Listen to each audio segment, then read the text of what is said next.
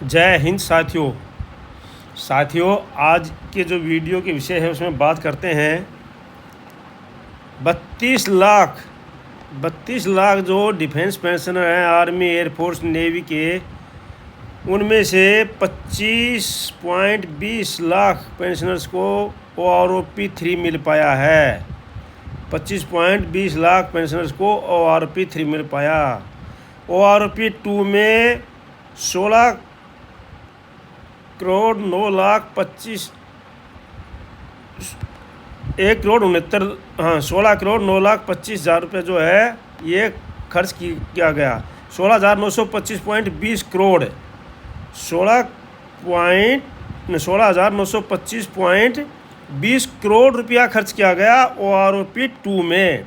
OROP 3 में किया गया 1,271.74 करोड़ रुपया का भुगतान किया गया। लेकिन कुछ पेंशनर्स ऐसे हैं बेचारे जिनको बिल्कुल भी नहीं मिला। अब उनके अंदर निराशा का भाव है कि भाई हमको क्यों नहीं मिला। जब इतना पैसा खर्च हो गया तो हमारे को भी कुछ मिलना चाहिए था, लेकिन नहीं मिला। OROP 4 के लिए कुछ ऐसे प्रयास किए जा रहे हैं ताकि सभी को OROP 4 का लाभ मिले। अब वो प्रयास सारे में आप एक एक करके आपको लेटर दिखाऊंगा साथियों, इंफॉर्मेशन दिखाऊंगा आपको। मैं कोई भी चीज़ मौखिक में बात नहीं करता हूं, मैं आपको एक एक लेटर दिखाऊंगा। और 8 CPC के TOR फाइनल के लिए लेटर जारी हुआ है, उसके लिए बात करेंगे और वो लेटर भी दिखाऊंगा आपको मैं। तो साथियों अगर आप इस चैनल में नए बने हैं तो सब्सक्राइब कर लीजिए, इसको लाइक कर दीजिए फ्री में, किसी प्रकार का आपका कोई पैसा नहीं लगता है। आप सब्सक्राइब कर लीजिए और आप फ्री में जो भी लेटर चाहें इसके से निकाल सकते हैं, स्क्रीनशॉट ले सकते हैं, आप डाउनलोड कर सकते हैं, कुछ भी कर सकते हैं।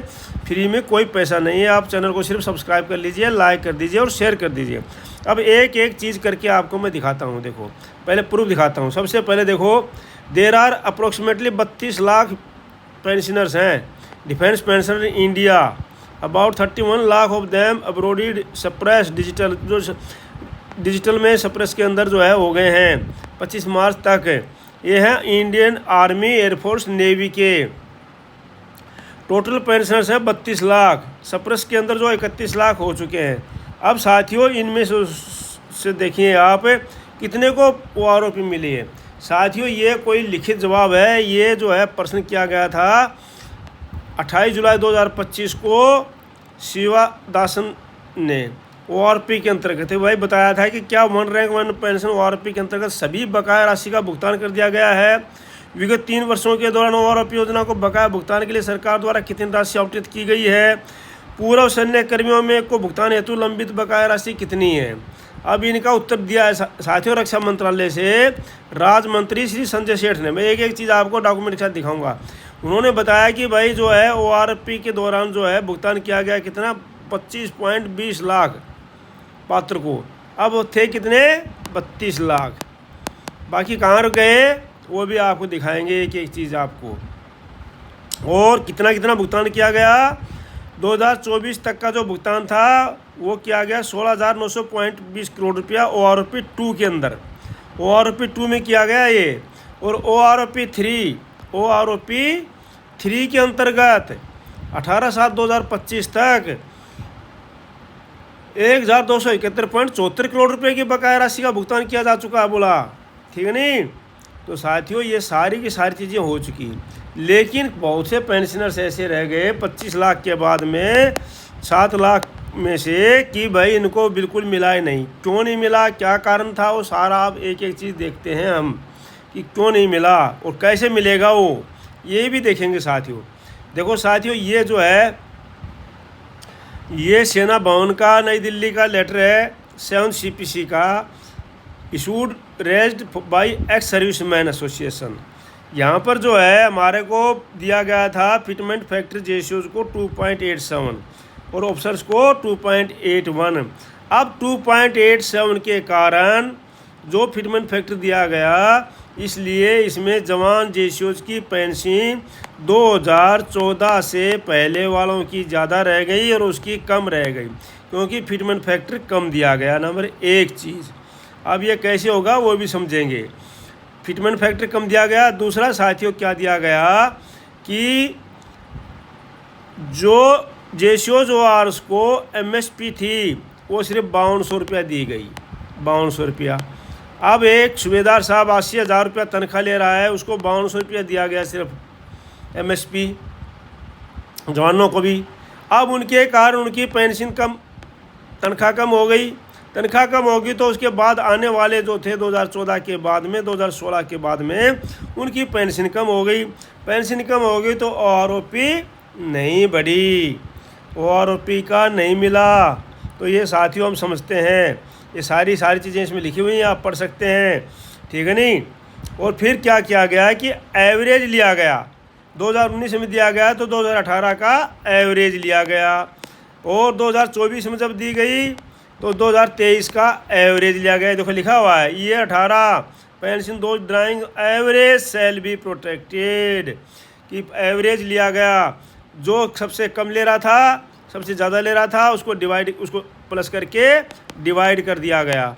अब वो एवरेज से पेंशन बहुत कम बढ़ी, पेंशन बहुत कम बनी आने वालों की, तो इसलिए ओआरओपी से पीछे रह गए वो। और एमएसपी भी आपको देख लिया आपने। अब किस प्रकार से इसके प्रयास किए जा रहे हैं वो भी हम देखेंगे आगे चल करके। आप सारी एक चीज़ देख लीजिए आप। ये साथियों लेटर है पूरा, एक चीज़ को मैं लेटर के साथ में दिखाता हूँ आपको। ये आर्मी हेडक्वार्टर का लेटर है, ठीक है ना। अब जो है आगे बात करते हैं हम,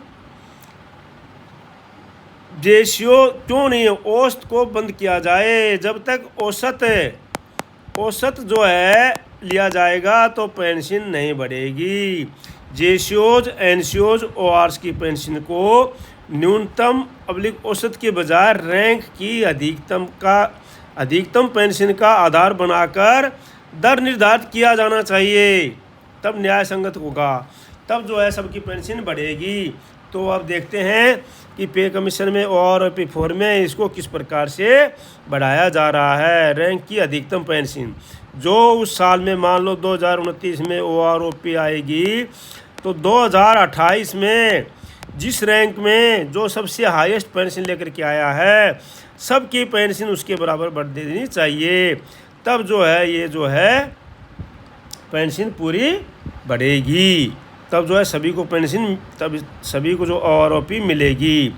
दूसरा क्या है, ऑर्डिनरी रैंकों के लिए उपयुक्त पेंशन का सुनिश्चित करें।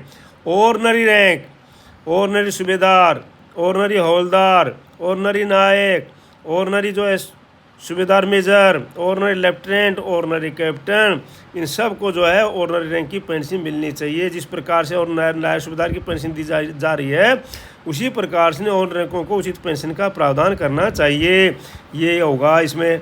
तो ये साथियों सब प्रयास हैं। अगला है ग्रुप विशिष्ट असंतुलन को दूर किया जाए। ग्रुप विशिष्ट असंतुलन, एक्स और वाई ग्रुप के बीच अन्य ग्रुप विभेद में समान सेवा अवधि रैंक के अनुसार पेंशन संरचना में सुधार होना, ताकि समान सेवा रैंक वाले को समान पेंशन मिले। तो ये भी साथियों है इसमें। आपको एक एक चीज़ करके मैं समझाऊंगा, एक एक चीज़ देखेंगे। और क्या है, OROP 2 संशोधन में सुधार करें। JCOR के लिए पेंशन कम हुई है, JCOR के लिए पेंशन कम हुई है, उन्हें उचित वर्दी और पिछड़ों का निपटारा किया जाए। इसका बेहतर समाधान सुनियोजित समीक्षा के बाद ही संभव है, तभी जो है OROP 4 में सभी को पूरी पेंशन मिलेगी। अब साथियों और देखते हैं अब ये क्या है। प्री 2006 पोस्ट 2006 रिटायरियों में असंगतियाँ हैं। कुछ मामलों में प्री 2006 पेंशन की पेंशन में सुधार हुआ है, जबकि पोस्ट 2006 में पेंशन के साथ विसंगतियाँ हैं। प्री 2006 और पोस्ट 2006 सबको बराबर से पेंशन को डिस्ट्रीब्यूशन बराबर किया जाना चाहिए। अगला है पेंशन पहचान फिक्सेशन के नियमों को स्पष्ट और निष्पक्ष बनाना। पेंशन संरचना को सेवा वाली अवधि पर आधारित रखना चाहिए, न कि न्यूनतम और अधिकतम पेंशन की औसत निकाल करके। औसत नहीं बल्कि उसकी सेवा की अवधि पर उसको वहीं पर फिक्स कर दिया जाए जो सबसे हाईएस्ट में आ रहे हैं। सुप्रीम कोर्ट की ओर से दिए गए रेगुलर कैप्टन और लेफ्टिनेंट कर्नल साहब के लिए बताया है मामले में आदेश का पालन करते हुए समानता लागू किया जाए। विशेष श्रेणियों में जो है 2000 प्री वर्षित 2000 पोस्ट में समानता दृष्टिकोण करनी चाहिए। पेंशन और एरिया में भेदभाव को समाप्त करके सभी श्रेणियों के पेंशनर्स के लिए एक समान फार्मूला अपनाया जाना चाहिए, चाहे प्री 2006 हो चाहे पोस्ट 2006 हो, पहले के 2006 के पहले भी और 2006 के बाद में भी। अगले साथी और क्या है, एक्स वाई और जेड ग्रुप के बीच अतार्किक अंतर को खत्म किया जाना चाहिए। सुविधार मेजर स्तर पर भी एक्स वाई और कहीं कहीं पर जेड ग्रुप के रेट अलग अलग रखे गए हैं, जबकि कैरियर के इस अंत चरण पर ट्रेड ग्रुप का वास्तविक प्रभाव बहुत सीमित माना जाता है। इससे समान रैंक समान सेवा वालों को में भी अनावश्यक गैप बन जाता है। ऐसी ग्रुप आधारित असमानताओं पर पहले से आपत्तियां आती रही हैं, तो इनको भी सही करना चाहिए। अगला है साथियों, ऑर्डिनरी रैंक। लेफ्टिनेंट कैप्टन के साथ बनाम पेंशन का टकराव रहता है। बहुत से सूबेदार मेजर रिटायरमेंट पूरे रिटायरमेंट पर ऑर्डिनरी लेफ्टिनेंट कैप्टन बनते हैं, कोई रिटायरमेंट के बाद बनता है। व्यवहारिक रूप से उनकी सर्विस पेंशन सूबेदार मेजर की रहती है। ऑर्डिनरी रैंक से मिली वित्तीय सहायता समिति फिक्स्ड प्रकृति की अलग धारा में आती है, जिसमें अंतिम रैंक और रैंक के अलग हो जाते हैं। असंतोष जन्म लेता है इससे कि भाई उनको मिल गई हमको नहीं मिली, बराबर सेवा करने के बावजूद भी। एक ऑर्डिनरी सूबेदार मेजर जो 33 साल नौकरी कर करके 34 साल नौकरी कर करके सूबेदार मेजर की पेंशन ले रहा है 34,575, उसके साथ वाला सूबेदार मेजर ले रहा है 46,300, जो ऑर्डिनरी वहाँ पर लेकर रह करके आ गया, एक रैंक और मिल गया। तो साथियों इसके अंदर असंतोष जन्म लेता है। नीति के दस्तावेज में ऑर्डिनरी रैंकों को अलग अलग ढंग से ट्रीट किया गया है, ऑर्डिनरी राशि सुधार के लिए अलग से एडिशन फिक्स्ड लाभ का प्रावधान आदि। तो इस प्रकार से साथियों ये भी है। 7वें वेतन आयोग की सिफारिशों ने भारतीय सेना में जेसी और आर को 5200 रुपये प्रति माह का सैन्य सेवा एमएसपी मिलता है। 8वें वेतन आयोग में एमएसपी सहित वेतन ढांचे में बदलाव की उम्मीद है। कुछ सूत्रों के अनुसार 8वें वेतन आयोग में एक फिटमेंट फैक्टर लागू होने की उम्मीद है, जिससे वेतन में उल्लेखनीय वृद्धि हो सकती है, जिसमें न्यूनतम वेतन 30,000 रुपये तक जो है एमएसपी हो सकती है। वो मैं आपको कैसे होगी वो भी मैं आपको निकाल के दिखाऊंगा इसके अंदर कैलकुलेटर के अंदर। कुछ सूत्रों का कहना है कि एमएसपी में भी संशोधन की संभावना है, जो समग्र पारिश्रमिक का एक घटक है। 7वें वेतन आयोग ने ग्रुप एक्स के junior commission officer JCO ordinary commission officer OR के एआईसीटी मान्यता प्राप्त डिप्लोमा और ट्रेडों के लिए 6200 रुपये प्रति माह का प्रस्ताव किया था, लेकिन बाद में उसको 3600 दिया गया और 2 टेबल बना दी गई। तो इसके लिए भी उसको साथियों रिकमेंड किया गया है। अब साथियों देखो ये एमएसपी का चक्कर क्या हुआ। एमएसपी का चक्कर ऐसा हुआ साथियों कि एमएसपी के कारण सारा खेल खराब हो गया। ये एमएसपी अगर पूरा अच्छी तरह मिलती तो जेसीओ को भी अच्छी ओआरओपी में फ़ायदा होता, जवानों को भी होता। अब देखो MSP recommended by 6 CPC JCO जो आर 1,000 रुपया की गई थी, और बाद में डिमांडेड बाय आर्मी ने 2,000 डिमांड करी उसको, तो 2,000 मान लिया गवर्नमेंट ने, और ऑफिसर्स की एमएसपी 6,000 थी, एमएनएस की एमएसपी 4200 थी। अब इनको जो है 2.5 से सीधा गुणा कर दिया, ये हो गई 5200, ये हो गई 15,500, ये हो गई 10,000, मतलब जवान जेसीओज की हो गई 5200, ऑफिसर्स की हो गई 15,500। बहुत ज़्यादा अंतर हो गया अभी 2.5 फैक्टर गुना करने से, ठीक है नहीं। और एमएनएस की होगी 10,800। अब ये जो है बहुत ज़्यादा अंतर आ गया इसमें।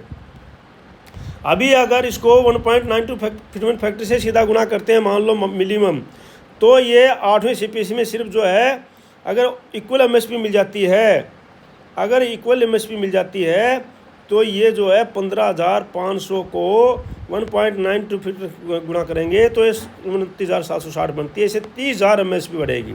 30,000 एमएसपी बढ़ेगी तो 15,000 पेंशन ऑटोमेटिक बढ़ जाएगी। जब 15,000 पेंशन ऑटोमेटिक बढ़ जाएगी तो जितने भी हैं सबको ओआरओपी 4 का फ़ायदा हो जाएगा। फ़ायदा में कब मिलेगा? ये ओआरओपी 4 में, ओआरओपी 4 में फ़ायदा हो जाएगा। और जो है ईफ एक्सेप्टेड 10,800 इक्वल एमएनएस, अगर एमएनएस के बराबर में भी मानते हैं तब भी ये 21,000 आती है, तब भी जो है 10,500 का फ़ायदा होगा। फिर भी ओआरओपी सबको मिल जाएगी, फिर भी ओआरओपी 4 सबको मिल जाएगी। लेकिन अगर इसकी को 1.92 फिटमेंट फैक्टर से गुणा किया तो सिर्फ 10,000 बनेगी, फिर जो है ये कम पड़ जाएगी। इसलिए ज़रूरी है इसको इक्वल एमएसपी बनाना और इसको बढ़ाना, तो साथियों बिल्कुल ज़रूरी है ये। अब इसके प्रयास किए जा रहे हैं साथियों। ये लेटर रिकॉर्ड से आया है, इसमें बोला है कि भाई जेसीओ जो है कमीशन जेसीओज और वारंट ऑफिसर और पीटी ऑफिसर जो है ये इनको ग्रांटेड होता है राष्ट्रपति के द्वारा, और ये जो है कमीशन ऑफिसर हैं, ठीक है नहीं। इन्होंने क्लियर लिखा है इसमें, ये देखो प्रयास किए जा रहे हैं। अभी गजट ऑफिसर है जो gazette civilian officer gazette officer हैं उनके रैंक के बराबर है ये उनसे, और in view of the above it is clarified that जेसीओज being commission and gazette officer themselves are competent authority and not require delegation power दो सुप्रीम। तो ये भी लिखा गया है साथियों। उसके बाद जो है फीडबैक के अंदर भी साथियों ये फीडबैक जो है मांगी गई थी आर्मी हेडक्वार्टर से, तो वहाँ पर भी जो है डिमांड की गई है इक्वल एमएसपी फॉर जेसीओज और एंड ओआरस जेसीओ के लिए MSP should be equal for all rank. तो साथियों सबके लिए 15,500 ये प्रयास किए जा रहे हैं ताकि OROP 4 के अंदर कोई भी सैनिक छूटने ना पाए, ठीक है साथियों। अब जो है साथियों एक और बड़ा लेटर है जो कि रिकॉर्ड ऑफिस से लिखा गया है, और इसमें सभी के पे लेवल को ऊपर किया जाना के लिए लिखा गया है। सिपाही से लेकर के ऑर्डिनरी कैप्टन तक सभी को पे लेवल को, बल्कि ये तो ऊपर तक है, तो उनके पे लेवल को जो एनसीओज का पे लेवल 6, 7, 8 और जेसीओज का पे लेवल 8, 9, 10 क्लियर लिखा है, क्योंकि सिविल के अंदर जो होते हैं उनको 8, 9, 10 मिलना चाहिए। तो क्लियर लिखा है साथियों JCO commission and gazette officer. NCO भी एक ऑफिसर के रूप में होता है, नॉन कमीशन ऑफिसर, लेकिन उसका पे लेवल होना चाहिए 6, 7, 8 और जेसीओ का होना चाहिए 8, 9, 10। तो इस प्रकार से साथियों ऑटोमेटिक सबकी तनख्वाह बढ़ेगी, सबकी तनख्वाह बढ़ेगी तो सबकी पेंशन बढ़ेगी, सबकी पेंशन बढ़ेगी तो फिर OROP 4 में सबको पेंशन मिलेगी, OROP 4 का फ़ायदा सबको मिलेगा। अब ये साथियों प्रयास किए जा रहे हैं, और ये पूरा का पूरा इसमें लिखा हुआ है, उन्होंने हवाला भी दिया है CRO साहब ने कि भाई जेसीओ जो सिविल के अंदर जो गजट ऑफिसर होते हैं वो पे लेवल 9, 10, 8, 9, 10 में आते हैं। हमारे जेसीओ को रखा गया 6, 7, 8 में, तो अब इसको जो है लेवल बनाना चाहिए। उन्होंने नायक का 7 होना चाहिए, हवलदार का 8, नायब सूबेदार का 9, सूबेदार का 10 और सूबेदार मेजर का 10 भी, और उसके बाद में आगे बढ़ने चाहिए। इस प्रकार से साथियों उन्होंने पूरा warrant officer, PT officer, NCO सब के लिए बोला है कि जूनियर कमीशन ऑफिसर जब हैं ये सारे के अंदर जो है ये इनको पे कमीशन में इनको मिलना चाहिए। और इस प्रकार से साथियों प्रयास किए जा रहे हैं कि भाई OROP 4 सबको मिले। मेन मकसद है, ये लेटर लिखा गया है साथियों बिल्कुल भी, और इसकी कॉपी भी दी गई है। देखो चीफ ऑफ डिफेंस स्टाफ साहब को और जनरल उपेंद्र द्विवेदी साहब को, चीफ ऑफ डिफेंस साहब हैं जितने भी, देखो ये PVSM, YUSM, AVSM, SM, VSM और जनरल उपेंद्र द्विवेदी साहब हैं PVSM, AVSM, chief of the army staff है, सबको एक कॉपी दी गई साथियों। तो इसके लिए बहुत प्रयास किए जा रहे हैं, ठीक है साथियों। अब साथियों आगे देखते हैं और किसके और कौन रह गए 6 लाख 7 लाख में, और कौन बच गए, और साथियों बच गए हमारे प्रीमेच्योर रिटायरमेंट PMR ये साथियों। तो इसके लिए कानून बताया, इसके लिए जो है AFT ने बोला है, AFT का फैसला है 31 जनवरी 2025 को armed force tribunal principal bench ने 31 जनवरी 2025 को ऐतिहासिक फैसला दिया है। इसमें सरकार द्वारा PMR को OROP से बाहर करने की नीति को संविधान के अनुच्छेद 14 और 16 का समानता का अधिकार रोजगार में के खिलाफ घोषित किया है AFT ने। ट्रिब्यूनल ने कहा कि PMR कर्मियों को तारीख के आधार पर अलग करना भेदभावपूर्ण है, सभी को समान OROP का लाभ मिलना चाहिए। तो साथियों इनको भी लाभ मिल जाएगा। इस प्रकार से 32 लाख को जो है जितने भी पेंशनर्स हैं 100% आर्मी, एयरफोर्स, नेवी के जो सिपाही से लेकर के ऑनरी कैप्टन तक ऊपर तक जो भी अफसर साहिबान हैं सबको मिलेगा, सबको मिलने का प्रयास किया जा रहा है। सरकारी नीति 2023 क्या बोलती है, एक साथ 2014 है, उसके बाद PMR को बाहर रखा गया था, लेकिन सुप्रीम कोर्ट ने इसको नीति को सही ठहराया था और AFT ने इस नीति को असंविधान घोषित किया और PMR रिटायर को ORP देने का आदेश दिया। और 31 जनवरी 2025 से AFT के फैसले के अनुसार सभी PMR को उन्हें चाहे कम सेवानिवृत्ति में ORP के हकदार हैं। तो साथियों उनको भी मिल जाएगा PMR को। अब साथियों एक लेटर जो है आया है 8th पे कमीशन के TOR फाइनल के लिए, ये भी मैं आपको दिखाता हूँ साथियों। ये जो है डाला है all India railway men's federation ने, और इन्होंने साथियों डाला है, इन्होंने बोला है कि भाई जो है अगर 19 तारीख तक ये दिखा it was further decide that meeting that 19 September 2025 materials days जिन सभी दिनों से agitations programmes on the issue of early formation eight CPC and deciding the terms of reference the same, बोला भैया 19 तारीख को इसके लिए वो किया जाएगा 8 CPC के लागू करने के लिए और उसके टर्म ऑफ रेफरेंस को फाइनल करने के लिए। ये शिव गोपाल मिश्रा ने लिखा है। शिव गोपाल मिश्रा की बात आपको पता है, सब मानते हैं, सभी जगह वो जाते हैं और सभी की वो करते हैं। तो इस प्रकार से ये उनका लिखा हुआ लेटर है और ये साथियों उन्होंने मैसेज भी दिया हुआ है शिव गोपाल मिश्रा ने। ये उनका लेटर है, message from Shiv Gopal Mishra. AIRF standing committee as decided 19 September 2025 martyrs day will be observe with educational programme across all branches pressing on the early formation of the 8 CPC and finalising of the terms of reference. तो साथियों ये सारा एक एक चीज़ करके मैंने आपको बताया हूँ। इस प्रकार से साथियों मैं जो है हर एक वीडियो में आपको लेटर के साथ में भेजता रहता हूँ। और साथियों तो आप चैनल को ज़्यादा सब्सक्राइब जरूर कर लीजिए, ज़्यादातर लाइक कर दीजिए, ज़्यादातर शेयर कर दीजिए, ताकि इस प्रकार के वीडियो मैं बनाता रहूँ और आपके पास भेजता रहूँ। और साथियों इसको जो है आप ज़्यादा सब्सक्राइब जरूर कर लीजिए, फ्री में साथियों, कोई पैसा आपका नहीं लगेगा, ना वीडियो देखने में, ना आपको लेटर निकालने में, ना कोई। आप इनको स्क्रीनशॉट भी ले सकते हैं ऐसे कैसे, आप इनको डाउनलोड करके कुछ भी कर सकते हैं साथियों। तो इस प्रकार के हर एक लेटर साथियों में पे कमीशन से संबंधित, ORP से संबंधित, आपका कोई पेंशन से संबंधित किसी भी प्रकार का वो मैं भेजता रहता हूँ आपके पास में हर रोज़ वीडियो के माध्यम से। तो साथियों ज़्यादा चैनल को सब्सक्राइब कर दीजिए, लाइक कर दीजिए और शेयर कर दीजिए। Thank you for watching video, may you live long, God bless you, धन्यवाद।